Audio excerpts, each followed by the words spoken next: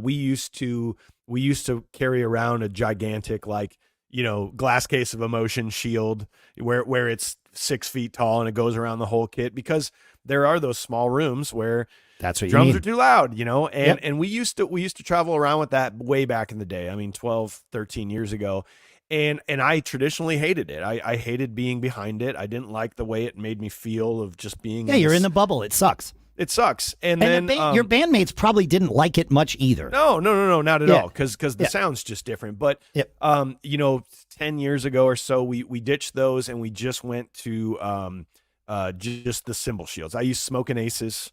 They're the rectangular looking ones. They perfectly go around the cymbal. And I've been using that, and I've been a proponent for that for years. I know people hate it, and I know people are like, well, no, we don't need to use these. It is a night and day difference when these shields are up versus when they're not, versus what kind of cymbal wash is bleeding into vocal mics. Our sound guy is just like, thank you for being cool about this. I mean, because like he's like, it helps. Even the band members are like, dude, thank you for using those, because I think as a drummer, it's your responsibility to keep the cymbals out of everyone's vocal microphones. It's really better when that's the case. Yep, for sure. So I've been using those I travel with them. They go up every single time. If you look at any picture of us over the last decade, they're up and they're ready to roll. How difficult are these to like pack and travel with? And like, for somebody who's just throwing their drums in their car for every gig, what does this add? Do you need extra stands? Are you able to clamp them onto your existing cymbal stands? How much room do they take in the car? Like I want to know, and I know we have listeners who want to know. Yeah. So first of all, that company is also a case maker, which is awesome, right? So sure. So me being the guy, I'm the guy that always buys middle of the road the first time around, and then everything breaks, and then I'm like, oh, I should have bought the nicer version, and then I buy the nice version. But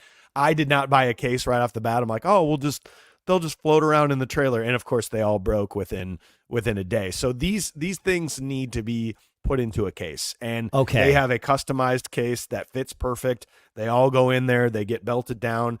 It looks like a pedal board case. So it's really not taking up much space. Okay. That's good to know. All right. And the arms that I bought to go with it, they're just cymbal boom arms, essentially, is how those attach. Okay. And they're just permanently attached to my two stands. So you're not having extra stands to do this. You've just got, essentially, it's like mounting extra cymbals. It is. It's like putting you pull the stands down, extend them, put them to where they need to go. Shields go on, tighten them on. You're done. So it's really, it does not take much more time, and I just think it's an important thing for every drummer. It's kind of like the guitar guy that brings his little shield to kind of package in his amp a little bit. Like that's responsible of you to say I know this is going to be loud, so I'm going to try to do my best to keep it out of your guys' space. Nice. All right. Yeah, I gotta dig into that. I gotta learn more about these. There's some great companies. For some reason, I don't know what it is visually about the circular ones. The round ones? Yeah. I don't know what it is, but like visually that bothers me for some reason. Okay. Maybe it's just because I'm not used to it, but I like these Smokin Aces because they angle. It's like a couple different sides of a rectangle, and I don't know, I just like that better. See how that kind of goes around the cymbal? Yeah, for those of you who are watching the video, I've got it there, but there's a link in the show notes. You'll see it. But yeah, it almost looks like a mini, like full drum set shield in terms of the way the rectangles sort of fit together. But that's great. Yeah. Yeah, you guys are like great guy too. He's from Jefferson City, Missouri, I think. Really awesome, very responsive if you have questions. A great company. Cool. All right, that's good to. I got to dig into this because that would be.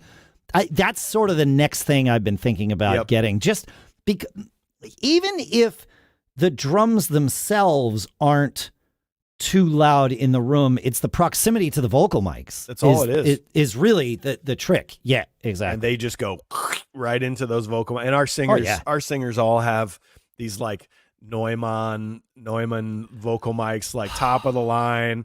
And so that it's great for them to make their vocals sound even better, but it's terrible when you're getting other noises going into them. So think about that, singers, when you're buying a vocal mic. Like how close is that microphone going to be to other instruments, and even more importantly, what percentage of the time that your band is playing on stage will you be standing directly in front of that mic, providing what I like to call a variable low-pass filter with your head, right? Because if your head and body aren't there, now they're aimed most likely, if you're, if you're down center, man, straight at the drums, right? Exactly. And is that what you want? And maybe a condenser mic isn't the best thing to have on your stage, even though you might like it for your vocals. Look for a microphone that's built to be on a stage. The dynamic stuff, I don't prefer them for my voice, but the Telefunken M80 series, they're great mics for that specifically.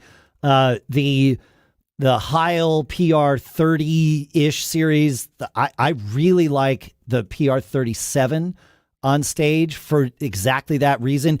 It feels like a condenser mic to the singer in me, and feels like a dynamic mic to the sound engineer in me. So like that, those are, I will put links to all those in the show notes too. So yeah.